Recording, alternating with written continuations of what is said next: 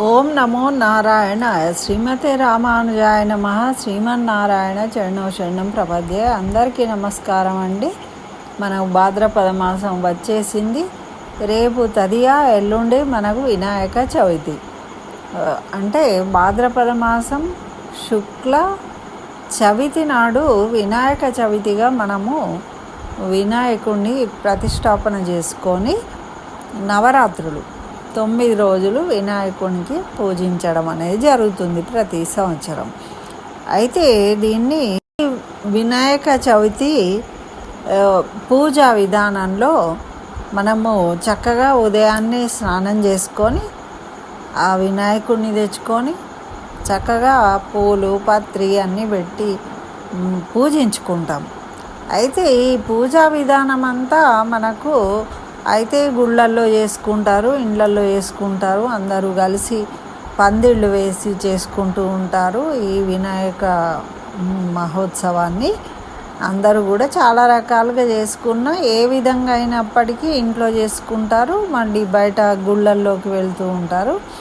అయితే అక్కడ పద్ధతి ప్రకారం పూజ చేసిన తర్వాత మనకు ఈ వినాయకుడిని పెట్టిన రోజు వినాయక వ్రత కథను వినడం అనేది ఆచారంగా ఉందండి. ఏదైనా కూడా ప్రారంభించినప్పుడు దానికి సంబంధించిన కథను వినడము అనేది చాలా ముఖ్యమైనది. కాబట్టి మనము ఆ వినాయక వ్రత కథ, వినాయక జననానికి సంబంధించిన ఈ కథను, ఈ వ్రతం గురించి అన్ని విశేషాలను తెలిపే ఈ వినాయక వ్రత కథను అందరూ వినండి. అయితే ఇది వినే ముందు మనం ఇంట్లో వినాయకుడిని పూజ చేసుకుంటాం కదా. పూజ చేసుకున్న తర్వాత చేతిలో అక్షంతలను తీసుకొని ఈ కథను మొత్తం విన్న తర్వాత నమస్కరించి వినాయకుడికి అక్షంతలను తల మీద వేసుకోవాలి. అంటే వినాయకుడి యొక్క అనుగ్రహం కలుగుతుంది మనకు. ఏవైనా కూడా భక్తి శ్రద్ధ అనేది చాలా ముఖ్యము. మధ్యలో డిస్టర్బ్ కాకుండా చక్కగా మొత్తం కథను చక్కగా ఆనందంగా విని ఆ విధంగా అక్షంతలను ధరించినట్టయితే శిరస్సు మీద మనకు ఆ దేవత యొక్క అనుగ్రహం అనేది సంపూర్ణంగా కలుగుతుంది. కాబట్టి ఆ విధంగా ఆచరించి ఈ కథను వినండి అందరూ కూడా. అయితే ఈ వ్రత కథ చెప్పుకునేటప్పుడు పెద్దవాళ్ళు అక్షంతలను చేతిలో పట్టుకొని, చిన్నపిల్లలు ఉంటే పక్కన కూర్చొని వాళ్ళను కూడా వినిపించండి. ఈ కథను విన్న తర్వాత చక్కగా మీరు అందరికీ అక్షంతలను వేసి ఆశీర్వదించండి. ఆ వినాయకుడి యొక్క అనుగ్రహం వల్ల వాళ్ళు కూడా మంచి విద్యాబుద్ధులు కలిగి చక్కని ఉత్తమమైన అభివృద్ధిని చెందుతారన్నమాట. వాళ్ళకి ఏమైనా ఆటంకాలు ఉన్నా కూడా విద్యలో కానీ ఏవైనా వేరే విషయాల్లో కానీ అన్నీ కూడా తొలగిపోతాయి. మరి ఇప్పుడు ఈ వ్రత కథను తెలుసుకుందాం. పూర్వము చంద్రవంశానికి చెందిన ధర్మరాజు దాయాదుల వల్ల రాజ్యాన్ని, సిరి సంపదలను పోగొట్టుకున్నాడు. భార్య తమ్ములతో వనవాసం చేస్తూ ఉన్నాడు. ఒకనాడు నైమిషారణ్యానికి చేరుకున్నాడు. అక్కడ శౌనకాది ఋషులకు అనేక పురాణ రహస్యాలను బోధిస్తూ ఉన్నాడు సూత మహర్షి. అప్పుడు ఆ సూత మహాముని దర్శించి ధర్మరాజు నమస్కరించి, ఋషివర్య, మేము రాజ్యాధికారాన్ని, సమస్త వస్తు వాహనాలను పోగొట్టుకున్నాము. ఈ కష్టాలన్నీ తీరి పూర్వ వైభవం పొందేలా ఏదైనా సులభమైన వ్రతాన్ని ఉంటే చెప్పండి అని ప్రార్థించాడు.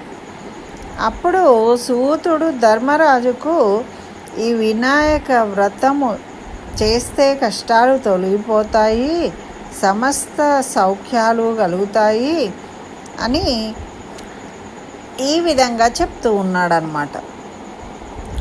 వంశవృద్ధిని పొంది సమస్త కోరికలు తీరి సకల శుభాలను, విజయాలను, వైభవాలను పొందగలుగుతారు. అటువంటి వ్రతాన్ని చెప్తాను నీకు అని చెప్తూ ఉన్నాడు. అయితే ఏమంటున్నాడు అంటే, ఒకసారి కార్తికేయుడు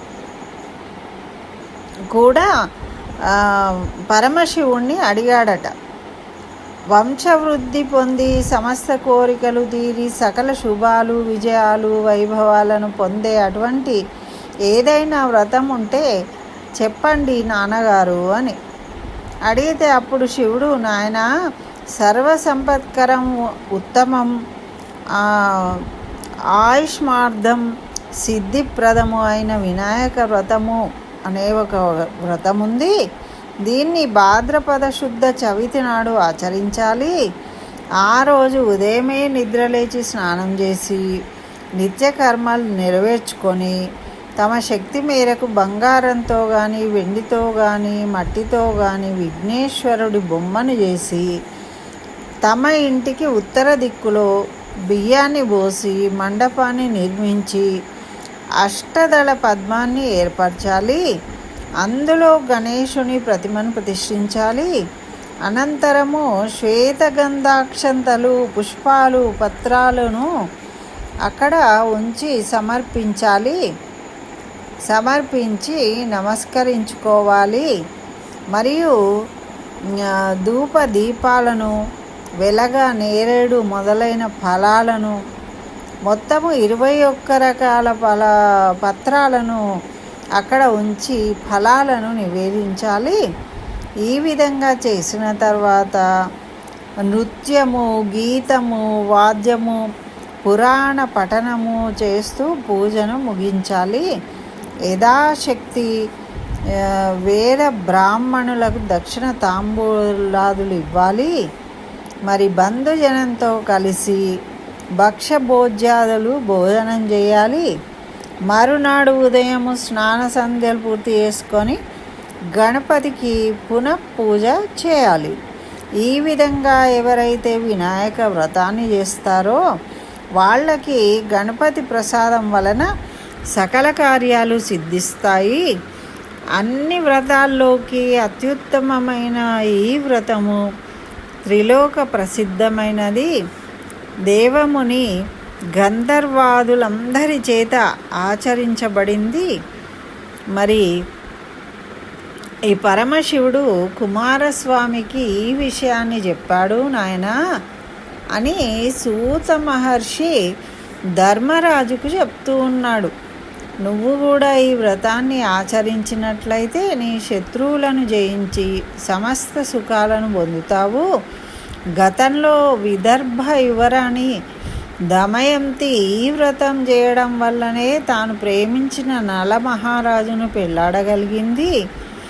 కాబట్టి నువ్వు కూడా ఈ వ్రతాన్ని చేసి ఫలితాన్ని పొందు అని చెప్తూ ఉన్నాడు ఈ కథను. పూర్వము గజముఖుడైన గజాసురుడు శివుడి కోసం తపస్సు చేసిండు. అతను తపస్సు విపరీతంగా భక్తితోని చేస్తే ఆ తపస్సుకు పరమశివుడు ఆనందపడి ప్రత్యక్షమైండు. వరం కోరుకోమన్నాడు. గజాసురుడు, స్వామి నువ్వు నా ఉదరమందే నివసించాలని కోరాడు. దాంతో భక్త సులభుడైన శివుడు అతడి కుక్షిలోకి పోయి ఉండిపోయిండట. ఆయన కడుపులోకి వెళ్ళిపోయిండు. అట్లా శివుడు ఆ గజాసురుని యొక్క కడుపులో ఉన్నాడని తెలుసుకున్నారు. ఎక్కడున్నారు అని అందరూ కూడా ఆలోచిస్తూ ఉంటే తెలిసిందట ఈ గజాసురుని కడుపులో ఉన్నాడని. అప్పుడు జగన్మాత పార్వతి భర్తను వెతుకుతూ ఉంది. ఆమెకు కూడా ఈ విషయం తెలిసిందట. తెలిసి శ్రీ మహావిష్ణువును ప్రార్థించింది. శ్రీహరి మరి నా భర్త ఈ విధంగా గజాసురుడి కడుపులో ఉన్నాడు కుక్షిలో, మరి ఆయనను విడుదల చేయవలసింది అని. అప్పుడు శ్రీహరి బ్రహ్మాది దేవతలను పిలిపించి చర్చించాడు, మరి ఏ విధంగా చేద్దాము అని ఆలోచించి గజాసుర సంహారానికి వీళ్ళు గంగిరెద్దు మేళము తగినదని నిర్ణయించుకున్నారట. ఎలా వెళ్ళాలి మరి అక్కడ ఏ రూపాల్లో వెళ్ళాలి అనేది వీళ్ళు ఇక్కడ అందరూ కూర్చొని నిర్ణయించారు. మరి నందీశ్వరుణ్ణి గంగిరెద్దుగా అలంకరించిండ్రు. బ్రహ్మాది దేవతలందరూ తలకొక వాయిద్యాన్ని ధరించి వాయిస్తూ వెళ్ళారు. మహావిష్ణువు చిరుగంటలు సన్నాయిలు ధరించాడు. గజాసురపురానికి వెళ్ళారు. అక్కడ గంగిరెద్దును ఆడిస్తూ ఉన్నారు. వీళ్ళు గజాసురపురానికి పోయి అక్కడ వీళ్ళు ఈ విధంగా వాద్యాలతోని ఆ గంగిరెద్దును ఆడిస్తూ ఉంటే ఆ గజాసురుడు వీరి గురించి విని వాళ్ళను పిలిపించి తన భవనం ఎదుట గంగిరెద్దును ఆడించమని కోరిండట. ఆహా, ఎంత బాగుంది ఈ గంగిరెద్దు అని ప్రజలందరూ చెప్పుకుంటూ ఉంటే విని మందిరానికి పిలిపించుకున్నాడట. అప్పుడు వీళ్ళందరూ బ్రహ్మాది దేవతలు రసరమ్యంగా వాద్యాలను వాయిస్తూ ఉన్నారు. జగన్నాటక సూత్రధారి అయిన హరి చిత్ర విచిత్రంగా గంగిరెద్దును ఆడించిండు. అప్పుడు ఆయన గంగిరెద్దును ఆడిస్తూ ఉంటే అది ఆడుతూ ఉంది కదా. అప్పుడు గజాసురుడు పరమానంద భరితుడైపోయిందట. ఆహా, ఏం ఆట అని. మరి అప్పుడు వీళ్ళని అడిగాడట, ఏం కావాలో కోరుకోండి ఇస్తాను అన్నాడట. అప్పుడు శ్రీహరి గజాసురుణ్ణి సమీపించి, ఇది శివుని వాహనమైన నంది శివుణ్ణి కనుగొనడానికి వచ్చింది, ఆ శివుణ్ణి అప్పగించు అని కోరిండు. ఆ మాటలకు ఇక తెలిసిపోయింది కదా, గజాసురుడు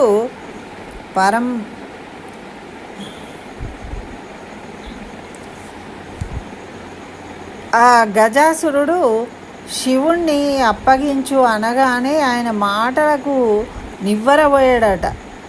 వచ్చినవాడు రాక్షసాంతకుడైన శ్రీహరిని తెలుసుకున్నాడు. అప్పుడు మరి తనకు మరణం నిశ్చయం అనుకున్నాడు.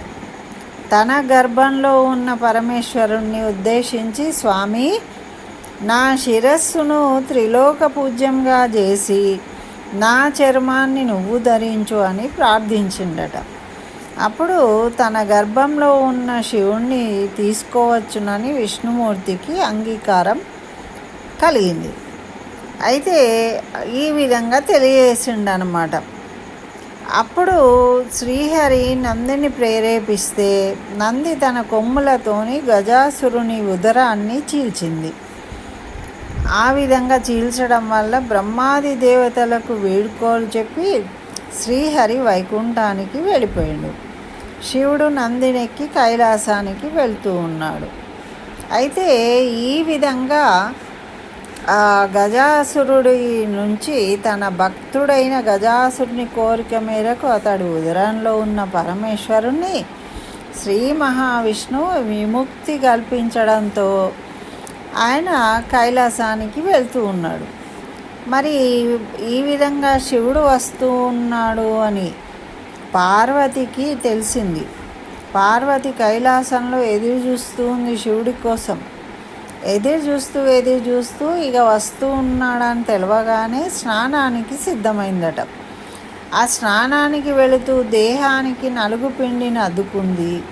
పరధ్యానంలో ఆమె ఆనందంలో పరధ్యాసలో ఉండి ఆ పిండితోనే ఓ ప్రతిమను తయారు చేసిందట. ఆ చూడముచ్చటగా ఉన్న బాలుడికి తండ్రి ఉపదేశించిన మంత్ర సాయంతో పార్వతి ప్రాణ ప్రతిష్ఠ చేసింది. అంటే తండ్రి ఎవరు? దక్షుడు, హిమవంతుడు.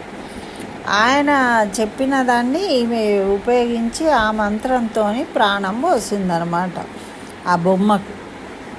అప్పుడు ఆయన సజీవుడిగా మారిండు. అయితే దివ్య సుందరమైన ఆ బాలుణ్ణి ఏం చేసింది, వాకిటలో కాపలా ఉండు అని తను స్నానానికి వెళ్ళిందట. అంతలోనే అక్కడికి వచ్చాడు శివుడు. ఆ బాలుడు అడ్డుకున్నాడు. ఆగ్రహవేశానికి లోనైండు రుద్రుడు. ఆ బాలుడి శిరస్సును తన త్రిశూలంతో ఖండించాడు. ఆ శబ్దానికి బయటికి వచ్చింది పార్వతీదేవి. మరి అలా పార్వతీదేవి ఆ జరిగిన ఘోరం చూసి కన్నీళ్ళు పెట్టుకొని ఏడుస్తూ ఉంది. దీంతో శివుడు ఏం చేయాలో తోచక తన శిష్యుడైన గజాసురుడు కోరిన కోరిక మేరకు గజాసురుడి యొక్క తలను తీసుకొచ్చి ఆ బాలుడికి అతికించి ప్రాణం పోసిండు. అప్పుడు ఆయనను గజాననుడు అయిండనమాట. ఆ విధంగా అంటే అందరూ బ్రహ్మాది దేవతలు కూడా ఆ బాలుడికి గజాననుడు అని నామకరణం చేసింది. అతడి శక్తి సామర్థ్యాలను పరిశీలించి మరి అతనికి భాద్రపద శుద్ధ చవితి నాడు గణాధిపత్యం కట్టబెట్టాడని కూడా ఉన్నది. అయితే అదే రోజు ఆయనకి పార్వతీదేవి తయారు చేసి ప్రాణం పోసింది అని ఉన్నది. అదే రోజు ఈయనకి గణాధిపత్యం కూడా వచ్చింది అని. ఇది మనకు వినాయకుడి యొక్క జనన ఘట్టమండి. ఇంకా చాలా కథలు ఉన్నాయి మనకు.